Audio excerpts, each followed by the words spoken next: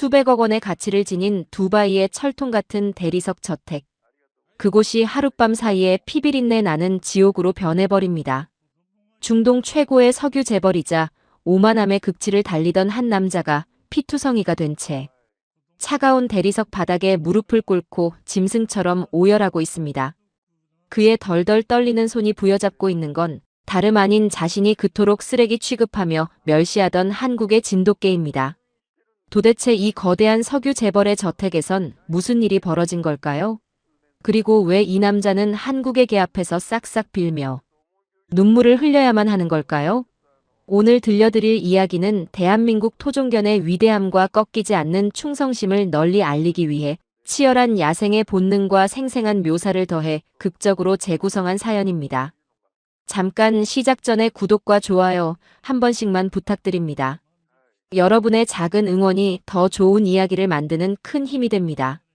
저는 두바이에서 3대째 거대한 정유회사와 무역업을 독점하고 있는 하산 알 막툼입니다.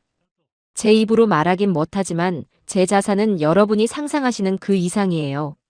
집안 바닥은 전부 최고급 이탈리아산 카라라, 대리석으로 깔려있고 맨발로 디디면 마치 얼음을 밟는 듯한 매끄럽고 서늘한 냉기가 발바닥을 감쌉니다. 천장에는 오스트리아에서 공수한 크리스탈 샹들리에가 수십 개씩 매달려 있어서 밤이면 저택 전체가 다이아몬드를 깨뜨려 놓은 듯 찬란하게 반짝이죠. 차고에는 금박을 입힌 슈퍼카 12대가 한 번도 시동을 걸어보지 못한 채 먼지만 맡고 있습니다. 손가락 하나 까딱하면 두바이의 허허벌판 모래 위에 빌딩이 올라갑니다. 제가 원하면 사막 한가운데에 호수도 만들어낼 수 있어요. 돈으로 안 되는 건 이 세상에 없다고 믿으며 살아온 사람입니다. 그게 바로 하산 알 막툼이라는 이름의 무게이고 저는 그 무게가 자랑스럽습니다. 두바이의 모든 사람들이 제 앞에서 허리를 굽히고 제 말 한마디에 수천 명이 움직이죠. 이 세상에 제가 두려워할 건 아무것도 없습니다. 그런 제 완벽한 인생에 유일한 오점이 하나 있어요. 바로 제 딸의 남편, 그러니까 제 사위인 한국인 강태호라는 녀석입니다. 이 녀석은 몇 년 전 두바이 건설 현장에 파견온 평범한 엔지니어에 불과해요. 두바이에 널리고 널린 외국인 노동자 중 하나였을 뿐이죠. 재산도 없고 내세울 가문도 없고 볼품없는 작은 체구에 조용한 목소리를 가진 어디에서나 묻혀버릴 그런 남자입니다. 그런데 어느 날 사막에서 예고 없이 불어닥친 거대한 모래폭풍 속에 제 딸이 갇히는 사고가 터집니다. 누런 모래가 하늘을 통째로 삼켜버려 한치.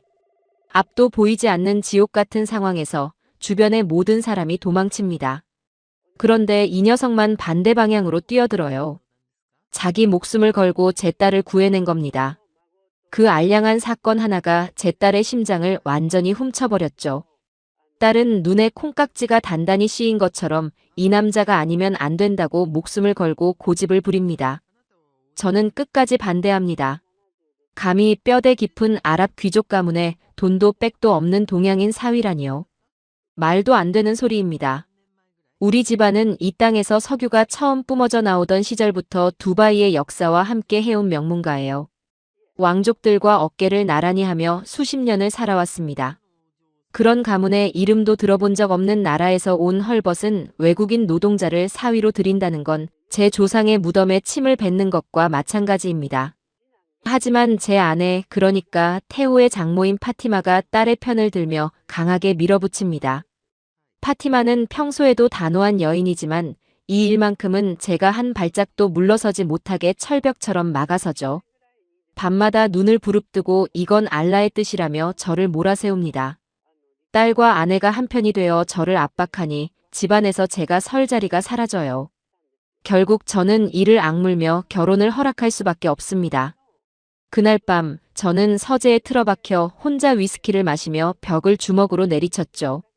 내 인생에서 처음으로 뜻대로 안 된 일이었습니다. 하지만 허락과 인정은 전혀 다른 겁니다. 결혼식 날 저는 축하객들 앞에서 웃는 얼굴을 하고 있었지만 속으로는 이가 갈려서 미칠 지경이었어요. 제 딸이 하필이면 저 녀석의 손을 잡고 행복한 표정을 짓고 있으니 아버지로서 참을 수 없는 굴욕이었습니다. 그날부터 저는 녀석에게 단 한 번도 따뜻한 말을 건넨 적이 없어요. 저는 그 녀석이 꼴도 보기 싫습니다. 아침마다 식탁에서 녀석의 얼굴을 마주하면 밥맛이 뚝 떨어지죠. 그래서 틈만 나면 녀석의 기를 철저하게 죽이기로 합니다. 저택 한쪽에는 제가 애지중지하는 수억 원짜리 최고급 순종 아랍 하운드 5마리가 살고 있어요. 에어컨이 빵빵하게 나오는 전용 공간에서 전문 셰프가 구워주는 최고급 소고기를 먹는 녀석들이죠. 실크처럼 윤기나는 금빛 털에서는 은은한 고급 샴푸 향이 풍기고 녀석들이 복도를 지나가기만 해도 향긋한 내음이 깔립니다. 그 우아한 걸음걸이와 늘씬한 몸매는 한 마리 한 마리가 예술 작품이에요. 저는 이 개들을 자랑스럽게 끌고 나와 대놓고 태호 앞에서 비교합니다. 이 개들의 혈통이 얼마나 고귀한지 한 마리의 값이 녀석의 연봉 몇 배인지를 조목조목 읊어대죠. 이것이 바로 진짜 격이라고 으스대며 태호의 얼굴을 빤히 쳐다봅니다. 한 번은 태호가 보는 앞에서 아랍 하운드에게 금박을 입힌 목걸이를 채워주며 이 목걸이 하나가 자네 한 달 월급보다 비싸다고 대놓고 비꼬기도 했죠. 식사 자리에서도 저는 태호에게 하인처럼 아랍식 커피를 따르게 시키고 두바이의 사업가 친구들 앞에서 제 사위가 한국에서 왔다며 비웃음 섞인 소개를 합니다. 태호는 그런 수모 속에서도 묵묵히 고개만 숙이고 있을 뿐이에요. 화를 내지도 비굴하게 웃지도 않습니다. 그냥 담담하게 자기 맡은 일을 하고 제 딸과 갓 태어난 손자를 정성껏 돌보죠. 새벽에 아이가 울면 누구보다 먼저 달려가 밤새도록 안아주며 복도를 서성이고 제 딸이 좋아하는 한국 음식을 서툰 솜씨로 만들어줍니다. 저택에 10명이 넘는 하인이 있는데도 녀석은 직접 아이의 기저귀를 갈고 목욕을 시키고 동화책을 읽어줘요. 심지어 제 딸이 아픈 날에는 밤새 간호하면서 한숨도 자지 않습니다. 제 아내 파티마가 그런 태호를 볼 때마다 눈시울을 붉히는 것도 저를 짜증나게 하는 이유 중 하나입니다. 그 무덤덤한 태도가 저를 더 미치게 해요. 저는 이 녀석이 무릎 꿇고 굴복하는 모습을 보고 싶은 건데 뭘 해도 부러지지를 않습니다. 마치 사막의 칼바람에 흔들려도 절대 꺾이지 않는 마른 풀 같은 녀석이에요. 그 꺾이지 않는 모습이 저를 묘하게 불안하게 만듭니다. 어쩌면 이 녀석에게는 돈으로 살 수 없는 뭔가 단단한 게 있다는 걸 본능적으로 느끼고 있는 건지도 몰라요. 하지만 저는 그 불편한 생각을 코웃음으로 애써 덮어버립니다. 돈이면 다 되니까요. 돈 앞에서 무릎 꿇지 않는 인간은 이 세상에 없습니다. 적어도 그때까지는 그렇게 굳건히 믿고 있습니다. 그리고 머지않아 그 믿음이 산산조각 나는 날이 옵니다. 제가 그렇게도 우습게 여기던 것들이 제 목숨을 구하고 제가 목숨을 걸고 지키던 것들이 저를 버리는 그런 끔찍한 밤이 코앞으로 다가오고 있습니다. 그러던 어느 날 태호가 한국에 다녀오더니 개 한 마리를 저택으로 데려옵니다. 진돗개라고 부르더군요. 이름은 백호. 한국에 계신 태호의 아버지가 평생을 함께한 반려견인데 아버지가 편찮으셔서 더 이상 돌볼 수 없게 되자 태호가 직접 모셔온 겁니다. 저는 현관에서 그 개를 보는 순간 헛웃음이 터져 나옵니다. 하얗고 누르스름한 털에 중간 정도의 덩치. 제 아랍 하운드들처럼 늘씬하고 우아한 체형도 아니고 어딘가 투박하고 촌스러워 보이는 녀석이에요. 눈만 이상하게 또렷하고 저를 똑바로 올려다보는 그 눈빛이 불편합니다. 고급 향수 냄새가 풍기는 제 저택 로비에 흙냄새 나는 시골 잡종이 발을 디딘 겁니다. 저는 즉시 태호를 불러 세웁니다. 감히 근본도 없는 동양의 빈민가 똥개를 내 대리석 궁전에 들이냐고요. 눈이 뒤집힐 지경입니다. 제 아랍 하운드들이 이 잡종의 냄새를 맡으면 어쩌려고 이런 짓을 하느냐며 분통을 터뜨리죠. 당장 저 잡종을 밖으로 끌어내라고 호통을 칩니다. 태호가 조심스럽게 아버지의 유일한 친구라고 설명하지만 제 귀에 들어올 리가 없어요. 저는 즉시 하인들을 불러 모아 명령을 내립니다. 저 동양 잡종은 저택 건물 안에 단 한 발짝도 들여놓지 못하게 하라고요. 만약 누구든 몰래 들여보내면 그 즉시 해고하겠다고 엄포를 놓죠. 제 수억 원짜리 아랍 하운드들은 에어컨이 빵빵하게 나오는 실내 전용 공간에서 셰프가 정성껏 구워주는 최고급 소고기를 먹고 이탈리아산 실크 방석 위에서 낮잠을 자죠. 반면 백호는 영상 40도가 훌쩍 넘는 찌는 듯한 야외 구석, 콘크리트 바닥 위에 짧은 가죽 목줄로 묶여 있어야만 합니다. 그늘막 하나 없는 한낮의 사막 열기가 대지를 달구고 백호는 혀를 길게 빼문 채 헐떡거리며 그 열기를 버텨냅니다. 밤이 되어도 사막의 열기는 쉽게 식지 않아요. 새벽녘이 되어서야 겨우 30도 밑으로 내려가는 게 두바이의 여름입니다. 백호는 그 견디기 힘든 환경 속에서도 단 한 번도 짖거나 낑낑대지 않아요. 그냥 묵묵히 자기 자리를 지키며 앉아있을 뿐입니다. 태호는 땀을 뻘뻘 흘리며 매일 백호에게 물을 줍니다. 뜨거운 태양 아래서 무릎을 꿇고 백호의 물그릇을 채우는 녀석의 등은 땀으로 흥건하게 젖어 있죠. 그 녀석은 백호의 머리를 쓰다듬으며 뭔가 한국말로 중얼거리는데 저는 2층 발코니에서 그 장면을 내려다보며 혀를 끌끌 찹니다. 그 모습이 제 눈에는 한심하기 짝이 없어요. 수억 원짜리 명견들이 에어컨 바람을 맞으며 소고기를 씹고 있는 바로 옆에서 이름 모를 동양의 잡종이 뜨거운 콘크리트 위에서 허덕이고 있는 거죠. 이보다 완벽한 비유가 어디 있겠습니까? 이게 바로 격의 차이라고 저는 속으로 비웃습니다. 한 번은 제 사업 파트너가 저택에 방문했을 때 야외에 묶인 백호를 보고 저게 뭐냐고 물었어요. 저는 대수롭지 않게 사위가 가져온 한국의 시골 잡종이라고 대답했죠. 파트너가 키득키득 웃으며 재밌는 사위를 두셨다고 말하는데 그 웃음소리가 저를 한껏 기분 좋게 만듭니다. 태호의 초라한 처지를 남들도 알아주는 것 같아서요. 그런데 며칠이 지나면서 이상한 일이 벌어지기 시작합니다. 제 딸이 먼저 변해요. 딸은 태호와 함께 매일 저녁 백호에게 몰래 밥을 가져다 줍니다. 아이를 아는 채로 백호 곁에 앉아 한참을 시간을 보내죠. 백호가 아이에게 부드럽게 코를 대며 냄새를 맡으면 아이가 까르르 웃음을 터뜨립니다. 딸은 그 모습을 보며 행복한 표정을 짓고 저는 그 광경이 못마땅해서 눈살을 찌푸리죠. 그런데 딸보다 더 심한 건 제 아내 파티마입니다. 파티마가 몰래 백호를 챙기기 시작하는 거예요. 늦은 밤 저택의 모든 불이 꺼지고 제가 잠든 줄 알면 파티마가 살금살금 부엌으로 향합니다.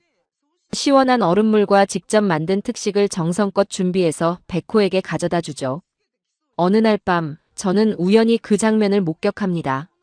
달빛 아래서 파티마가 백호의 머리를 어루만지며 무언가를 속삭이고 있는 거예요. 그 순간 파티마가 저를 돌아봅니다. 원망스러운 눈빛이에요.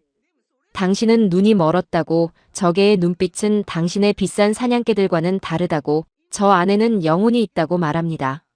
저는 코웃음을 칩니다. 영혼이라고요? 돈으로 살 수 없는 영혼 따위가 무슨 소용이 있단 말입니까? 저는 평생을 돈으로 모든 것을 해결하며 살아왔어요. 영혼이니 충성심이니 하는 허무맹랑한 단어는 가난한 자들이 스스로를 위로하기 위해 만든 허울에 불과하다고 믿습니다. 저 볼품없는 잡종에게 무슨 영혼이 있겠습니까? 파티마의 말이 귓전을 맴돌지만 저는 냉정하게 등을 돌리고 잠들어 버리죠. 하지만 그날 밤 이상하게 잠이 오지 않습니다. 어두운 천장을 바라보며 파티마의 그 원망스러운 눈빛이 자꾸만 머릿속을 맴돕니다. 하지만 파티마가 본 건 돈에 눈이 먼 제가 끝내보지 못한 것이었습니다. 사실 백호라는 녀석은 보통 개가 아닙니다. 한국의 진도라는 섬에서 수천 년 동안 야생의 맹수들과 싸우며 살아남은 전투견의 후예예요. 한국에서는 천연 기념물로 지정될 만큼 귀한 견종이지만 당시에 저는 그런 건 알지도 알 필요도 없다고 생각했죠. 그런 백호는 뜨거운 사막의 열기 속에서도 짧은 목줄에 묶인 채로도 태호가 올 때마다 꼬리를 미친 듯이 흔들어요. 온몸으로 기쁨을 표현하며 태호의 손을 핫죠. 그리고 태호가 떠나면 태호가 사라진 방향을 멍하니 바라보며 꿈쩍도 하지 않습니다. 비가 오나 바람이 부나 그 자세 그대로 주인이 돌아올 그 순간만을 기다리고 있어요. 그 모습을 파티마는 매일 지켜보고 있었던 겁니다. 에어컨 속의 비싼 명견들은 셰프가 밥을 줄 때만 꼬리를 치고 나머지 시간에는 실크 방석 위에 축 늘어져 코를 골며 졸고만 있거든요. 주인인 저한테도 별다른 감정 없이 그저 배가 고플 때만 다가오는 녀석들이에요. 파티마의 눈에는 그 차이가 보였던 겁니다. 하지만 돈에 눈이 먼 저한테는 그게 아직 보이지 않습니다. 저는 여전히 돈과 혈통만이 이 세상의 유일한 가치라고 굳게 믿고 있으니까요. 그리고 바로 그 맹목적인 믿음이 머지않아 피비린내 나는 지옥 속에서 제 목을 조여올 겁니다. 제가 그토록 경멸하던 한국의 진돗개가 제 목숨을 쥐고 흔드는 그날 밤이 이제 코앞으로 다가오고 있습니다. 사건은 제 손자, 그러니까 태호와 제 딸 사이에서 태어난 아이의 3살 생일 파티가 열리는 날 밤에 터집니다. 저택에는 두바이 최고의 귀빈들이 수십 명 모여 있어요. 정치인, 사업가, 왕족 측근까지. 저택 정원에는 수천만 원짜리 조명이 밤하늘을 수놓고 세계적인 셰프가 공수한 최고급 식재료로 만든 요리들이 줄지어 나옵니다. 아이는 금실로 수놓은 아랍 전통 의상을 입고 할아버지인 저의 무릎 위에서 까르르 웃고 있죠. 제 인생에서 가장 완벽한 밤이 될 거라고 생각합니다. 태호도 양복을 갖춰 입고 한쪽 구석에서 조용히 서 있는데 저는 녀석에게 눈길도 주지 않아요. 손자의 생일 파티에서조차 태호를 철저히 무시합니다. 오히려 제 사업 파트너에게 아이를 자랑하느라 정신이 없죠. 파티마는 손자의 얼굴에 크림을 묻혀주며 활짝 웃고 있고 딸은 태호의 팔을 잡은 채 행복한 표정입니다. 정원에서 불어오는 사막의 밤바람이 향긋한 장미 향기를 실어다 줍니다. 모든 것이 완벽해요. 이 밤이 이렇게 끝나기만 하면 더 바랄 게 없을 겁니다. 파티가 절정에 달한 그 순간 갑자기 저택의 모든 불이 꺼져버립니다. 팟 하는 짧은 소리와 함께 암흑이 찾아와요. 수천만 원짜리 크리스탈 샹들리에가 빛을 잃고 에어컨이 멈추고 음악이 끊깁니다. 찌는 듯한 두바이의 밤 열기가 순식간에 저택 안으로 밀려 들어오죠. 귀빈들 사이에서 웅성거리는 소리가 퍼지고 누군가 핸드폰 손전등을 켭니다. 여인들이 가볍게 비명을 지르고 남자들이 뭐냐 뭐냐 소리를 질러요. 아까까지 에어컨으로 시원하게 유지되던 실내 온도가 빠르게 올라가기 시작합니다. 끈적한 열기가 목을 조이듯 밀려 들어오죠. 처음엔 단순한 정전인 줄 알았어요. 이 정도의 저택의 정전이 웬 말이냐 싶었지만 금세 복구될 거라고 대수롭지 않게 생각합니다. 하지만 상황은 전혀 다릅니다. 경호 팀장이 허둥지둥 달려와 귓속말을 합니다. 제가 스위스 보안업체에 500억을 주고 설치한 최첨단 보안 시스템이 완전히 먹통이라고요. 적외선 감지기, 레이저 펜스, 열화상 카메라, 드론 감시 시스템까지 모조리 작동을 멈춘 겁니다. 저는 주머니에서 위성 전화기를 꺼내지만 그것마저 먹통입니다. 불안한 예감이 등골을 타고 올라와요. 이건 단순한 정전이 아닙니다. 누군가 의도적으로 우리를 세상과 차단시킨 겁니다. 외부와의 모든 통신이 차단되고 저택은 한순간에 사막 한가운데 떠있는 고립된 섬이 되어버립니다. 경호원들이 무전기를 잡고 소리를 질러보지만 돌아오는 건 잡음뿐이에요. 귀빈들이 패닉에 빠져 출구로 몰려가지만 정문 쪽에서는 이미 무시무시한 소리가 들려오고 있습니다. 그때 저택의 거대한 티타늄 정문에서 귀가 찢어질 듯한 폭발음이 울려 퍼집니다. 쾅! 두꺼운 티타늄 합금 문이 폭탄에 의해 산산조각 나며 뜨거운 파편이 로비로 쏟아져 들어와요. 귀빈들이 비명을 지르며 바닥에 엎드리고 아이가 공포에 질려 울음을 터뜨립니다. 어둠 속에서 전술조끼를 입은 무장 괴한들이 밀려 들어옵니다. 석유 이권을 노리고 저를 납치하거나 암살하려는 국제 무장 강도단이에요. 이 자들은 전파 방해 장치로 저택을 세상과 완전히 고립시켜 놓고 정전까지 유도해서 우리의 보안 시스템을 무력화시킨 겁니다. 치밀하게 계획된 공격이죠. 괴한들의 숫자는 최소 20명은 되어 보입니다. 각자 군용 소총을 들고 야간 투시경을 쓴 채 일사불란하게 움직여요. 어둠 속에서 그들의 군화 소리가 대리석 바닥을 두드리며 다가옵니다. 쿵, 쿵, 쿵. 그 규칙적인 발소리가 심장 박동처럼 저택 전체에 울려 퍼지죠. 수십 명의 무장 경호원들이 어둠 속에서 총을 꺼내듭니다. 하지만 암흑 속에서 야간 투시경을 장착한 훈련된 용병들을 당해내기엔 역부족이에요. 총소리가 저택 곳곳에서 울려 퍼지고 경호원들이 하나둘 쓰러지기 시작합니다. 대리석 바닥에 핏자국이 퍼져나가고 화약 냄새와 피비린내가 뒤섞이며 저택 전체를 채워요. 아까까지 장미 향기가 풍기던 그 아름다운 공간이 순식간에 전쟁터로 변해버린 겁니다. 비명소리, 총소리, 유리 깨지는 소리가 뒤엉켜 지옥의 교향곡이 됩니다. 찌는 듯한 열기에 끈적한 공기가 피냄새를 더욱 진하게 만들어 숨이 막힐 지경입니다. 저는 공포에 질립니다. 두 다리가 풀려서 서 있을 수조차 없어요. 하지만 제 품에 안긴 손자가 목이 터져라 울고 있고 아내 파티마가 제 팔을 잡아 끌어요. 본능이 제 다리를 움직입니다. 손자를 번쩍 들어 안고 아내의 손을 잡은 채 저택의 가장 깊은 곳으로 달립니다. 2층 안방에 있는 패닉룸으로요. 어둠 속을 미친 듯이 달리는데 맨발로 디딘 대리석 바닥이 아까까지만 해도 서늘하고 매끄러웠는데 지금은 끈적한 무언가가 발에 달라붙어요. 핏자국입니다. 제 경호원들의 피가 수백억 원짜리 이탈리아산 카라라 대리석 위에 번지고 있는 겁니다. 제 맨발이 그 위를 밟을 때마다 미끄덩하고 따뜻한 감촉이 전해져요. 저는 구역질을 참으며 계단을 올라갑니다. 딸은 태호의 등 뒤에 숨어서 함께 달리고 있고 태호는 어둠 속에서도 놀라울 만큼 침착하게 가족을 이끌며 앞장서고 있죠. 그 순간만큼은 태호가 이 집에서 가장 든든한 사람이었습니다. 하지만 저는 공포에 빠진 나머지 그 사실을 인정할 여유조차 없어요. 우리는 겨우 안방에 도달해 육중한 나무 문을 닫고 빗장을 걸지만 패닉룸의 전자잠금 장치마저 작동하지 않습니다. 500억짜리 최첨단 시스템이 종이 쪽지만큼의 가치도 없어져 버린 겁니다. 우리를 지켜주는 건 오직 두꺼운 참나무 문 하나뿐이에요. 저 밖에서 벌어지고 있는 참극을 생각하면 이 나무 문이 종이장처럼 허무하게 느껴집니다. 저는 덜덜 떨리는 손으로 손자를 꼭 껴안으며 생애 처음으로 진짜 공포를 맛봅니다.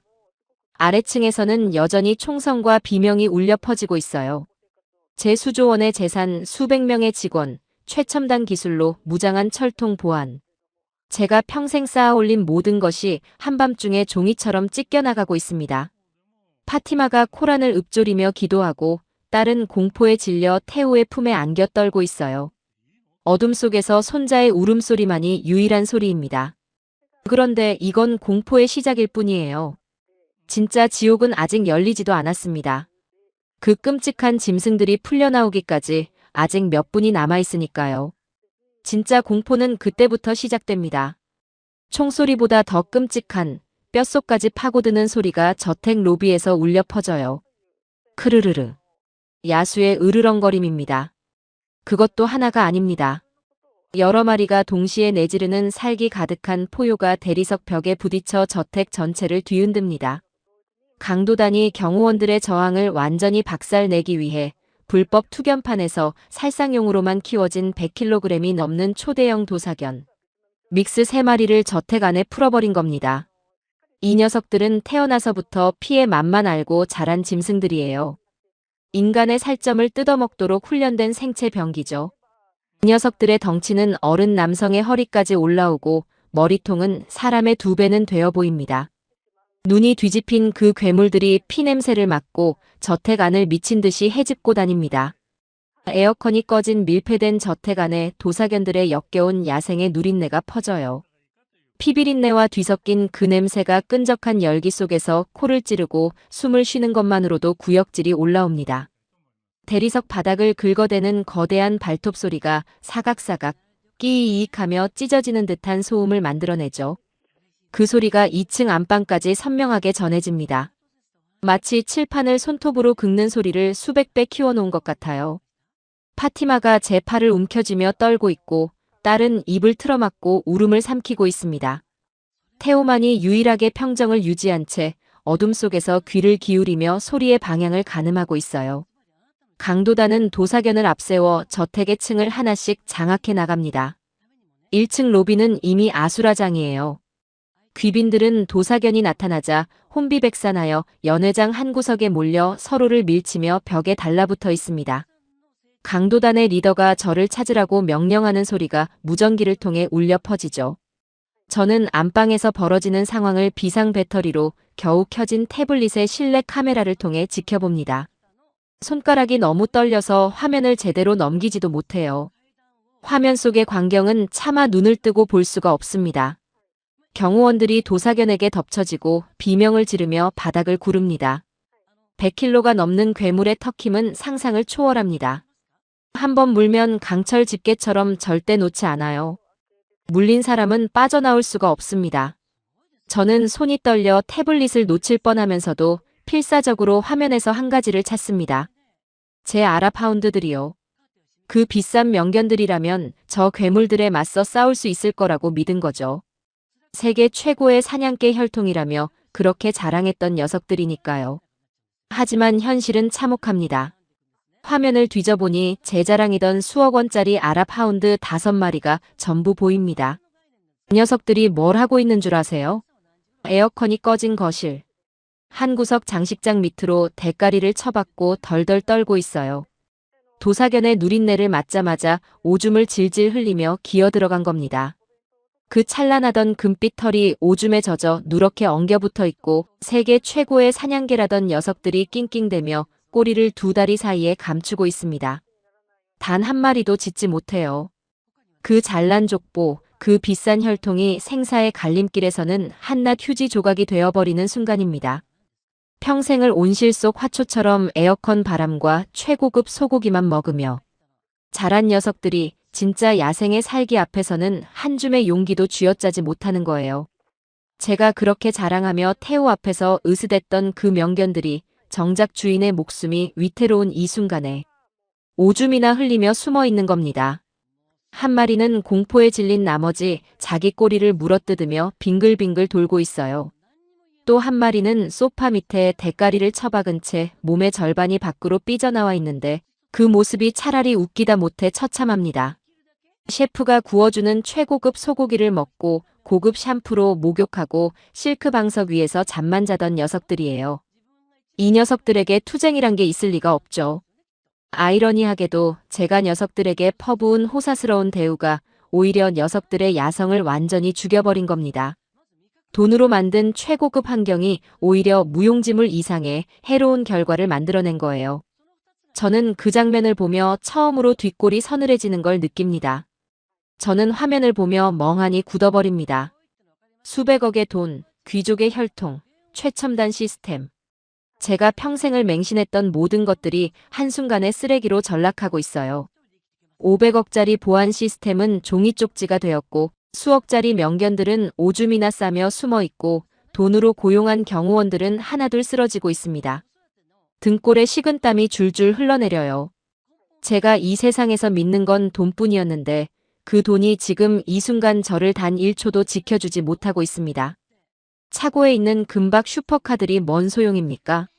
손가락에 끼운 수억짜리 다이아몬드 반지가 뭔 소용이냐고요. 저 밖에서 날뛰는 괴물 앞에서 이 모든 게 한 줌의 모래보다 못합니다.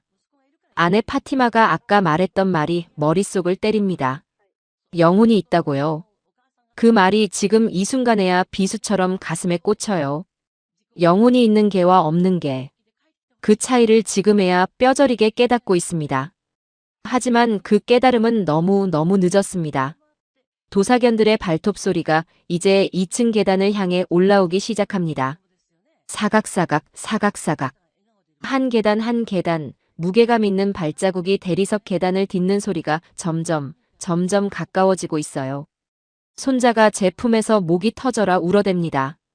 저는 아이의 입을 손으로 막으려 하지만 제 손 자체가 떨려서 그마저도 제대로 못해요. 그리고 그 순간 야외에 묶여있을 한 마리의 개를 떠올립니다. 백호. 제가 똥개라며 찌는 듯한 야외에 내팽개쳤던 그 한국의 진돗개요. 그 녀석은 지금 어떻게 됐을까? 아마 진작에 도망쳤겠죠. 아니면 이미 도사견의 밥이 됐을 겁니다. 잡종에게 무슨 기대를 하겠습니까? 한낮의 40도 열기 속에서 짧은 목줄에 묶여 헐떡거리던 녀석이 이 지옥에서 살아남았을 리가 없어요. 그때까지도 저는 그렇게 생각합니다. 돈으로 키운 최고급 명견도 못한 일을 빈민가 잡종이 해낼 거라고는 꿈에도 생각하지 못하고 있으니까요. 하지만 바로 그 순간에도 야외의 뜨거운 콘크리트 바닥 위에서 뭔가가 움직이고 있습니다. 쾅! 쾅! 쾅! 안방의 육중한 참나무 문이 부서질 듯 흔들립니다. 놈들이 피냄새를 맡고 올라온 겁니다. 도사견 2마리가 문 앞에서 미친 듯이 머리를 들이받고 있어요. 매번 부딪힐 때마다 문 전체가 뒤로 휘청거리고 경첩에서 나사가 빠지는 소리, 나무가 갈라지며 찢어지는 소리가 들립니다. 문틈 사이로 도사견의 시뻘건 눈동자가 보여요. 핏빛으로 충혈된 눈에는 이성이라고는 단 한 톨도 남아있지 않습니다. 그 사이로 끈적하고 거무스름한 침이 뚝뚝 대리석 바닥에 떨어지고 녀석들의 역겨운 숨소리와 야생의 누린내가 문틈을 비집고 밀려 들어와요. 크르르르 캬르르르. 그 소리가 뼛속까지 파고들어 온몸에 털이 곤두섭니다. 방 안에는 5사람이 있어요. 저, 아내 파티마, 딸, 태호, 그리고 3살배기 손자. 강도단은 아직 2층까지 올라오지 않았지만 그들이 보낸 지옥의 사자, 도사견이 먼저 올라온 겁니다. 파티마가 바닥에 무릎을 꿇고 코란을 읊조리며 알라에게 기도를 올립니다. 두 손을 모으고 눈을 감은 파티마의 볼 위로 눈물이 줄줄 흘러내려요. 딸은 아이를 꼭 안은 채 벽구석에 웅크리고 떨고 있어요. 저는 아이를 감싸 안으려 하지만 제 두 손이 미친 듯이 떨려서 아이를 안을 수조차 없습니다. 수조원의 재산을 움켜쥔 이 손이 지금 이 순간에는 내 손자 하나 안아줄 힘조차 없는 겁니다. 그때 태호가 일어섭니다. 그 녀석이 자리에서 벌떡 일어나 방구석에 놓여있던 무거운 철제 옷걸이를 뽑아들고 문 쪽으로 향해요. 저는 눈이 휘둥그레집니다. 뭐 하는 거냐고 소리를 지르죠. 나가면 죽는다고 미쳤냐고 고함을 칩니다. 하지만 태호는 뒤도 돌아보지 않아요. 잠깐 멈춰서 딸을 돌아보며 미소를 짓고는 다시 문 쪽으로 걸어갑니다. 딸이 태호의 이름을 부르며 손을 뻗지만 태호는 손을 내저으며 여기 있으라는 듯 고개를 젓습니다. 그 녀석은 빗장을 젖히고 문을 반쯤 열어 자기 몸을 사이에 끼웁니다.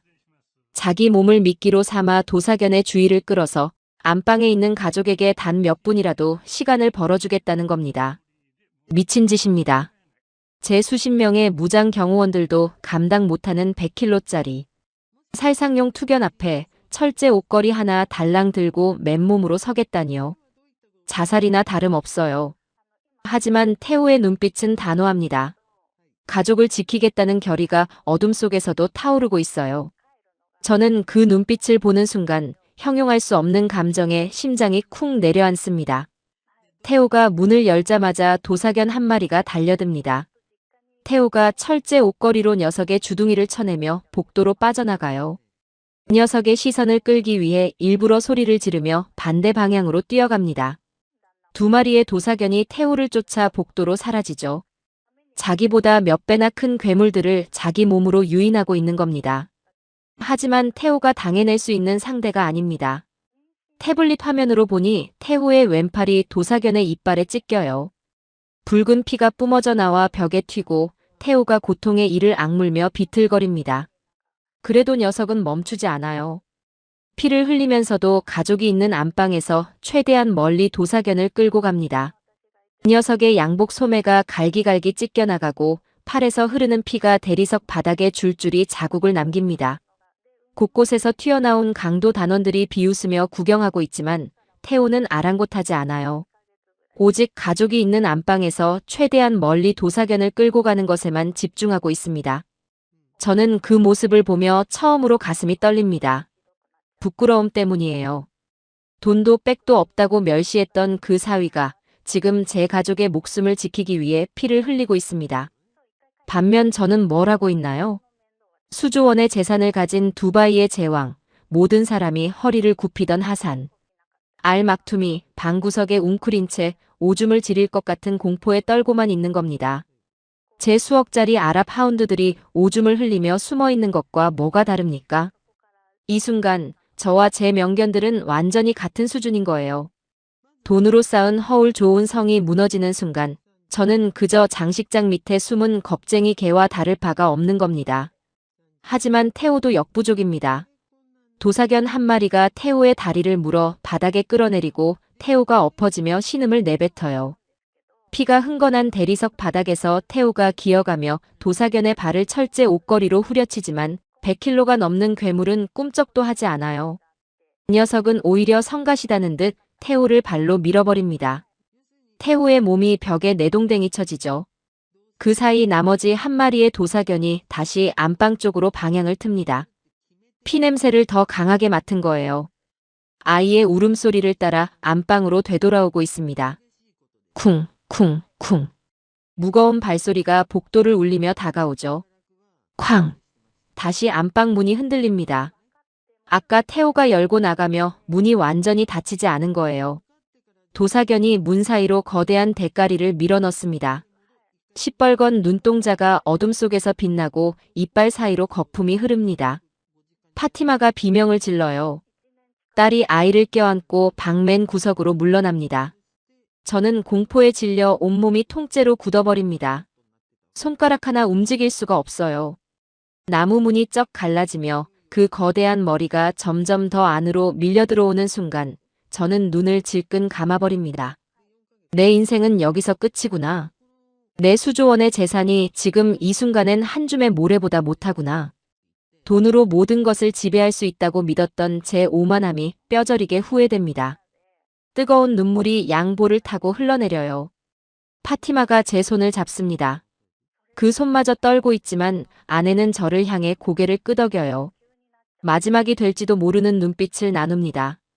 딸이 아이를 감싸 안은 채 흐느끼고 복도에서는 태호의 신음소리가 점점 약해져 갑니다. 이대로 모든 게 끝나는 건가? 저는 마지막으로 눈을 질끈 감으며 태어나서 한 번도 해본 적 없는 기도를 합니다. 알라시여, 제발. 제 오만함을 용서하시고 제 가족만은 살려주십시오. 그 기도가 끝나기도 전에 믿을 수 없는 소리가 저택을 뒤흔듭니다. 그때입니다. 쾅! 저택 2층 복도의 두꺼운 통유리 창이 박살나며 하얀 그림자 하나가 어둠을 가르며 총알처럼 날아듭니다. 유리 파편이 사방으로 흩뿌려지고 날카로운 유리 조각들이 대리석 바닥 위에 비처럼 쏟아져 내리죠. 그 폭풍 같은 등장의 중심에 하얀 털을 곤두세운 한 마리의 개가 도사견의 등 위로 벼락처럼 꽂힙니다. 야외에 묶여있던 녀석. 제가 똥개라며 멸시하고 찌는 듯한 사막의 열기 속에 짧은 가죽 목줄로 묶어놓았던 한국의 진돗개 백호입니다. 그 녀석은 폭발음과 비명소리를 듣고 주인에게 위험이 닥친 것을 본능적으로 감지한 거예요. 그리고 굵은 가죽 목줄을 자기 이빨로 미친 듯이 뜯어 끊어버리고 저택 외벽을 타고 올라가 2층 통유리 창을 몸으로 들이받아 깨뜨리고 뛰어든 겁니다. 두꺼운 가죽 목줄을 이빨로 끊었다고요. 사람도 가위 없이는 자르기 힘든 가죽을 잇몸에서 피가 나도록 이빨로 물어뜯어 끊어낸 겁니다. 백호의 입 주변이 피범벅인 건 도사견과 싸워서가 아니에요. 목줄을 끊으면서 잇몸이 찢어진 거죠. 주인을 구하겠다는 일념 하나가 그 불가능한 일을 해낸 겁니다. 그리고 야외에서 저택 외벽의 배관을 타고 2층까지 올라갔어요. 사막의 40도 열기에 달궈진 쇠파이프를 맨 발바닥으로 밟으며요. 화상을 입으면서도 올라간 겁니다. 백호가 도사견의 등 위에 착지하며 목덜미를 깨물어요. 도사견이 비명을 지르며 안방 문에서 물러납니다. 그제야 안방 문이 더 이상 흔들리지 않아요. 저는 태블릿 화면으로 그 장면을 보며 멍하니 얼어붙습니다. 백호, 저 녀석이 백호라고? 제가 똥개라며 내쫓고 뜨거운 야외에 묶어놓고 밥도 제대로 안 줬던 그 잡종이 살아서 여기까지 기어 올라왔다고요? 파티마가 제 어깨를 잡으며 소리칩니다. 보세요, 저게의 눈을요. 파티마의 눈에 눈물이 흐르고 있어요. 하지만 저는 곧 절망합니다. 백호의 몸집은 도사견의 3분의 1도 안 돼요. 몸무게가 3배 이상 차이가 납니다. 아무리 용감해도 물리적인 한계라는 게 있죠. 저 작은 개가 100kg짜리 살상용 투견을 이길 수 있을 리가 없습니다. 덩치만 봐도 코끼리와 토끼의 싸움이에요. 결과는 뻔합니다. 속으로 비명을 지릅니다. 안 돼. 저 작은 녀석은 단숨에 찢겨 죽고 말 거야. 도사견이 분노에 미친 듯 포효하며 몸을 비틀어 백호를 떼어냅니다. 거대한 몸을 돌려 세우고는 피가 뚝뚝 떨어지는 주둥이를 벌려 백호를 향해 돌진해요. 입을 크게 벌린 그 턱 사이로 사람의 손목보다 굵은 송곳니가 드러납니다. 한번 물리면 뼈가 으스러지는 그 무시무시한 턱이 백호의 목을 향해 달려듭니다. 저택 전체가 도사견의 돌진으로 바닥이 울릴 정도예요. 하지만 백호는 도망치지 않습니다. 그 녀석의 눈빛은 제가 평생 보아온 어떤 짐승의 눈빛보다 차갑고 매섭고 압도적이에요. 공포가 없습니다. 그 눈에는 오직 하나, 주인을 지키겠다는 불꽃만이 타오르고 있어요. 제 아랍 하운드들이 도사견 앞에서 오줌을 흘리던 그 눈동자와는 천지 차이입니다. 온실 속에서 에어컨 바람과 소고기에 길들여진 녀석들에게는 평생 가져본 적 없는 눈빛이에요. 백호의 눈에는 한국의 산하에서 수천 년 동안 맹수와 싸우며 살아남은 야성이 꿈틀거리고 있는 거예요. 도사견의 거대한 아가리가 백호의 목을 향해 쾅 닫힙니다. 하지만 백호는 순간적으로 몸을 옆으로 비틀어 도사견의 턱을 스쳐 지나가요. 종이 한 장 차이입니다. 도사견의 이빨이 백호의 옆구리를 스치며 하얀 털이 찢기고 붉은 피가 배어나옵니다. 하지만 백호는 고통의 소리 한 번 내지 않습니다. 피가 하얀 털을 적시며 번져나가지만 녀석은 눈 하나 깜짝하지 않아요. 오히려 그 찰나의 빈틈, 도사견이 허탕을 치며 돌아서는 그 0.1초를 정확히 노려 사각지대로 미끄러지듯 파고듭니다. 얼음판 위를 미끄러지듯 대리석 바닥을 활주하며 도사견의 시야에서 완전히 사라져요. 유리 파편이 깔린 대리석 바닥 위에서 발바닥이 찢겨나가고 있을 텐데도 백호는 속도를 전혀 줄이지 않습니다. 아픔을 느낄 여유 따위는 사치인 거예요. 지금 이 순간 백호의 세계에는 오직 주인을 위협하는 적과 자기 자신 둘뿐입니다. 저는 그 장면을 보며 비로소 깨닫습니다. 백호가 하고 있는 건 단순한 짐승의 싸움이 아닙니다. 이건 전략이에요. 무식하게 힘으로만 밀어붙이는 도사견과 달리 백호는 자기보다 몇 배나 큰 상대의 약점을 정확히 간파하고 속도와 민첩성으로 그 약점을 집요하게 파고드는 겁니다. 도사견이 앞으로 돌진하면 옆으로 빠지고 옆으로 쓸면 밑으로 깔리듯 납작 엎드렸다가 튀어오르죠. 마치 전설 속에 나오는 늑대 사냥을 눈앞에서 보는 것 같아요. 제 아랍 하운드들은 진짜 사냥을 한 번도 해본 적이 없지만 백호에게는 DNA에 새겨진 수천 년의 전투 본능이 살아있는 겁니다. 가죽 목줄에 묶여 있어도 찌는 열기에 시달려도 멸시를 받아도 절대 죽지 않는 그 본능이요. 짐승의 맹목적인 폭력이 아니라 주인을 지키기 위해 목숨을 건 전사의 검술과도 같습니다. 저는 그제야 파티마가 왜 영혼이 다르다고 했는지를 온몸으로 이해합니다. 태호가 피투성이가 된 채로 벽에 기대어 그 장면을 지켜봅니다. 그 녀석의 찢어진 팔에서 피가 흐르고 있지만 태호의 눈에는 뜨거운 눈물이 가득 고여 있어요. 자기 아버지가 평생을 함께한 반려견, 어린 시절부터 자기 곁을 지켜준 가족이 지금 자기를 구하기 위해 목숨을 걸고 있으니까요. 백호야 하고 작게 중얼거리는 녀석의 입술이 떨리고 있습니다. 백호는 태호를 한번 돌아봅니다. 그 눈빛이 짧게 마주쳐요. 걱정 마, 내가 지킬게. 그 짧은 눈빛이 그렇게 말하는 것 같습니다. 그리고 다시 도사견을 향해 돌아서죠. 이 싸움은 아직 끝나지 않았으니까요. 도사견이 다시 자세를 잡고 으르렁거리며 백호를 노려봅니다. 결전의 순간이 다가옵니다. 피투성이 백호와 100킬로짜리 괴물의 마지막 대결. 체급도 힘도 모든 것이 불리한 싸움입니다. 하지만 백호에게는 그 어떤 투견도 가질 수 없는 한 가지가 있어요. 목숨보다 소중한 존재를 지키려는 한국 진돗개의 영혼이요. 다음 순간 제 눈을 의심할 수밖에 없는 광경이 펼쳐집니다. 도사견이 다시 백호를 향해 돌진해요. 100킬로가 넘는 거구가 대리석 바닥을 쿵쿵 울리며 달려듭니다. 그 돌진의 기세만으로도 웬만한 동물은 깔려 죽을 힘이에요. 하지만 백호는 미동도 하지 않습니다. 마치 도사견이 달려오는 것을 기다리고 있었다는 듯 제자리에 낮게 엎드린 채 도사견의 눈을 똑바로 쏘아봐요. 도사견이 3미터 앞까지 다가온 바로 그 순간 백호가 움직입니다. 왼쪽으로 휙 몸을 틀었다가 도사견이 방향을 바꾸려는 찰나 다시 오른쪽으로 깃털처럼 빠져나가죠. 도사견의 거대한 몸은 관성 때문에 바로 방향을 틀 수가 없어요.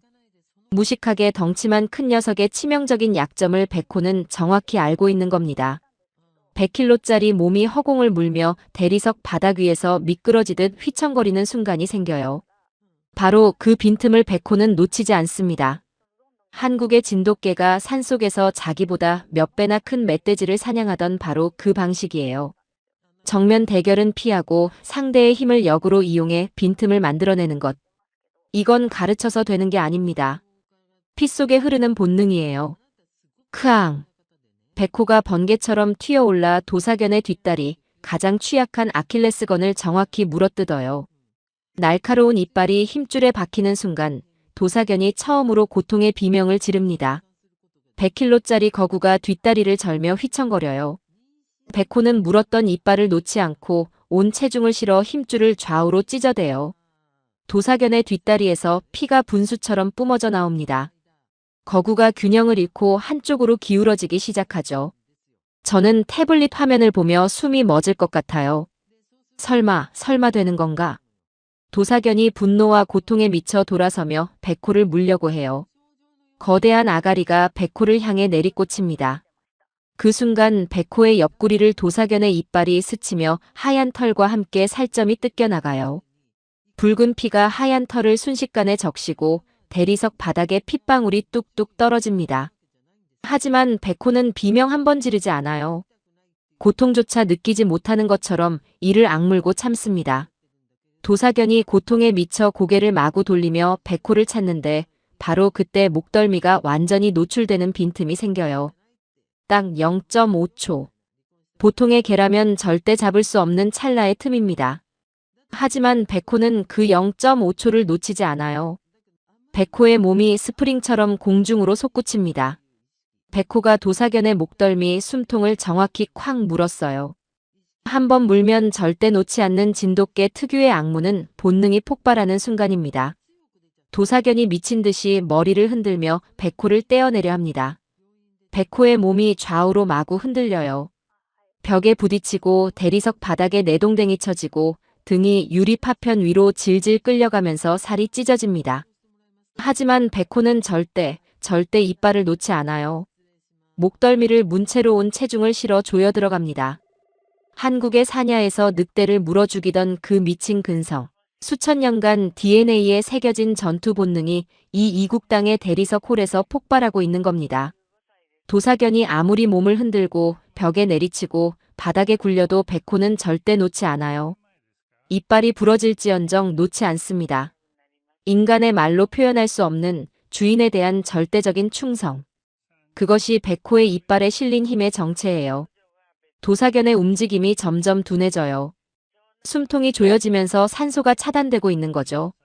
거대한 몸이 흔들거리다가 앞발이 꺾이듯 접혀요. 쿵.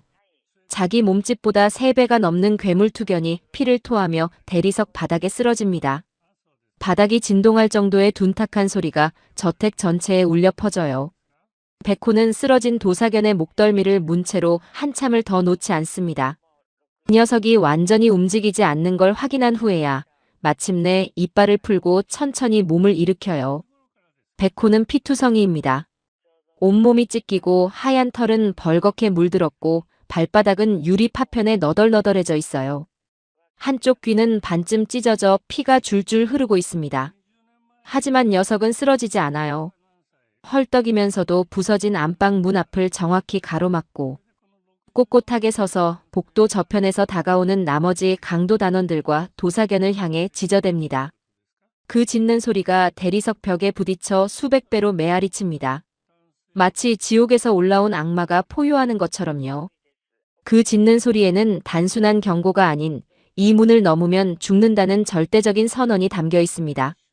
그 압도적인 기백, 죽음 앞에서도 한치의 물러섬이 없는 그 살기에 강도 단원들조차 발을 멈추고 주춤합니다. 이건 개가 아니야. 그들의 눈빛이 그렇게 말하고 있어요. 이건 진짜 짐승이야.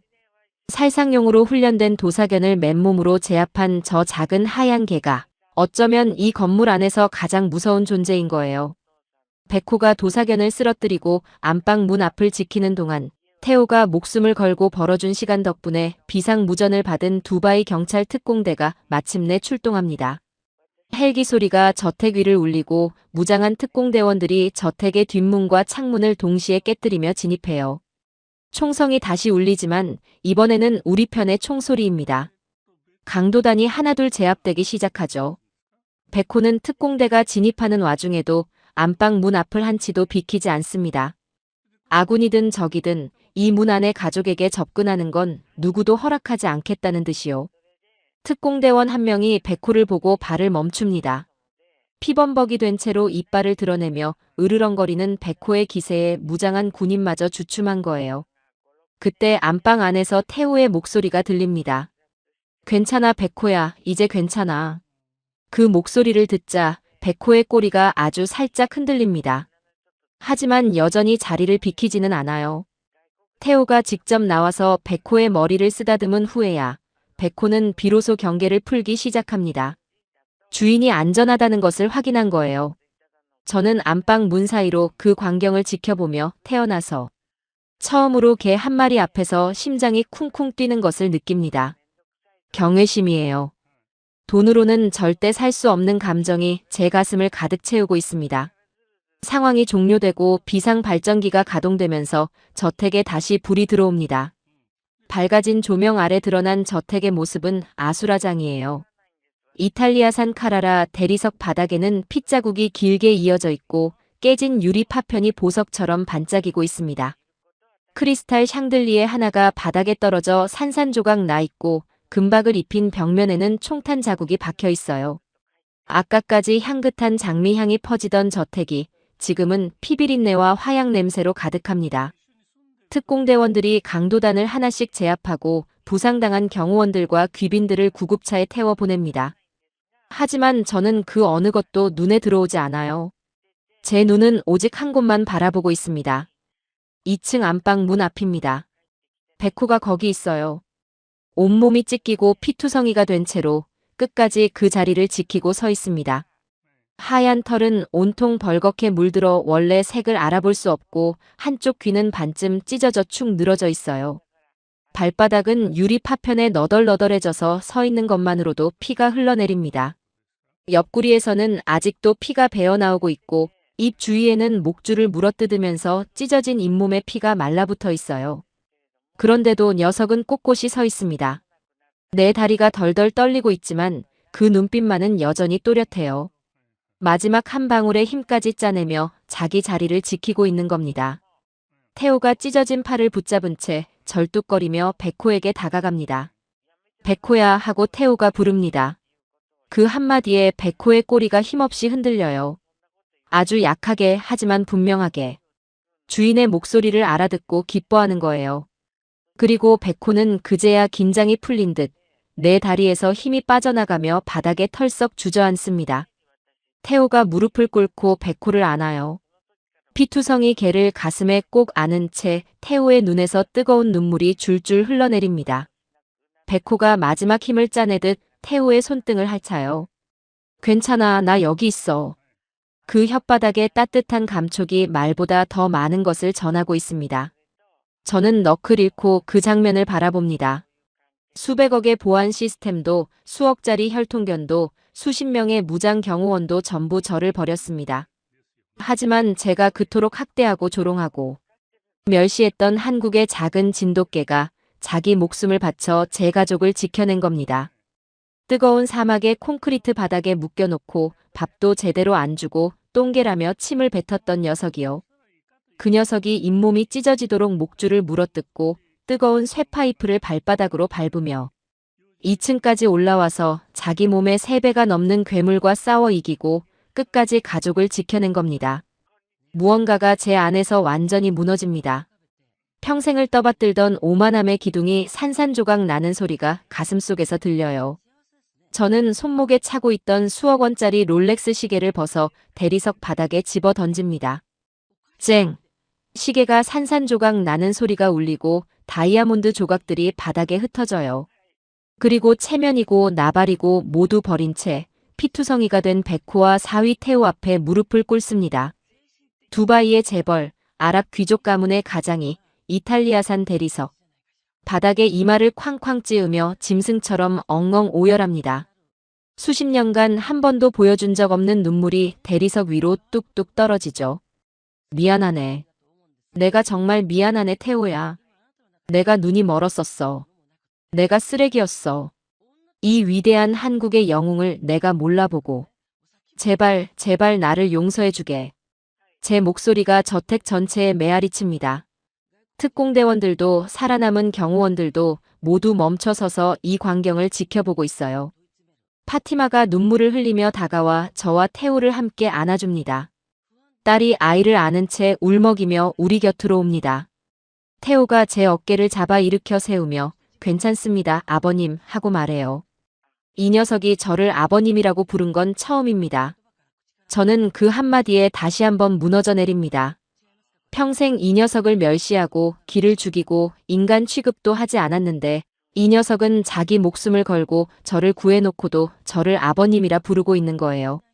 제 아랍 하운드들은 장식장 밑에서 오줌을 흘리고 있었는데 이 녀석과 이 녀석의 개는 피를 흘려가며 제 가족을 지켰습니다. 혈통이 뭡니까? 족보가 뭡니까? 돈이 뭡니까? 진짜 가치는 그런 게 아니었어요. 그날 이후로 모든 것이 달라졌습니다. 백호는 즉시 두바이 최고의 동물병원으로 이송되어 최선의 치료를 받았어요. 수술비가 얼마가 들었냐고요? 저는 금액을 묻지도 않았습니다. 제 전 재산을 써도 아깝지 않으니까요. 백호는 수차례의 수술과 한 달간의 입원 끝에 완전히 회복했습니다. 이 녀석은 이제 제 저택에서 가장 넓고 시원한 안방에서 저와 함께 잠을 자요. 제 수억짜리 침대 한가운데에 떡하니 누워서 코를 골며 세상 편한 얼굴로 잠이 듭니다.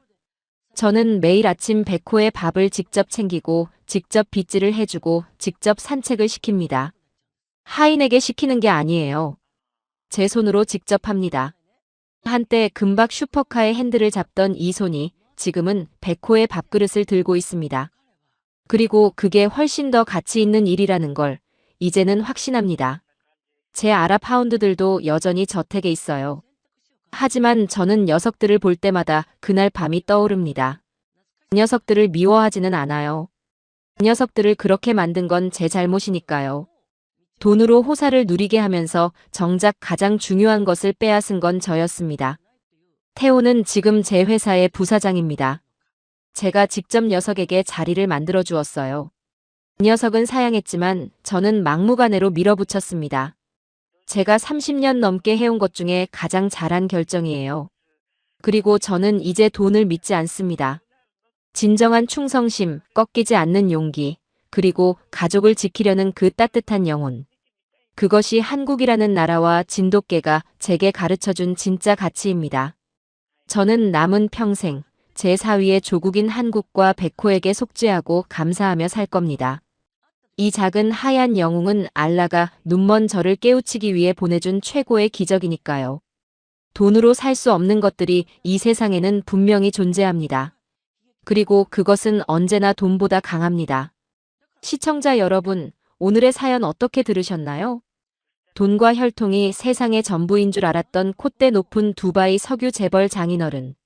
하지만 절대절명의 위기 속에서 수백억 원의 보안 시스템도 수억짜리 명견들도 모두 그를 버렸을 때 끝까지 가족을 지켜낸 건 바로 그가 똥개라며 무시했던 우리 자랑스러운 토종견 진돗개였습니다. 자신의 오만함을 뼈저리게 깨닫고 피투성이가 된 한국의 작은 영웅과 사위 앞에서 대리석.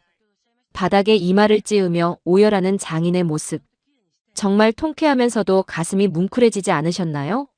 자신보다 3배나 큰 맹수에 맞서 단 한 발짝도 물러서지 않은 백호의 충성심과 용기에 다시 한번 뜨거운 박수를 보내고 싶습니다.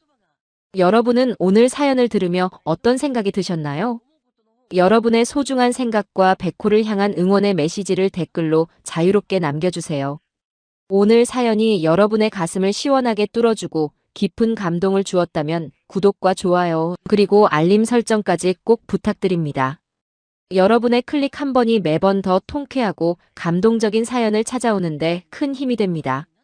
그럼 저는 다음 시간에도 눈물 쏙 빼는 감동과 속 시원한 사이다 사연으로 다시 찾아뵙겠습니다. 오늘도 끝까지 시청해주셔서 감사합니다.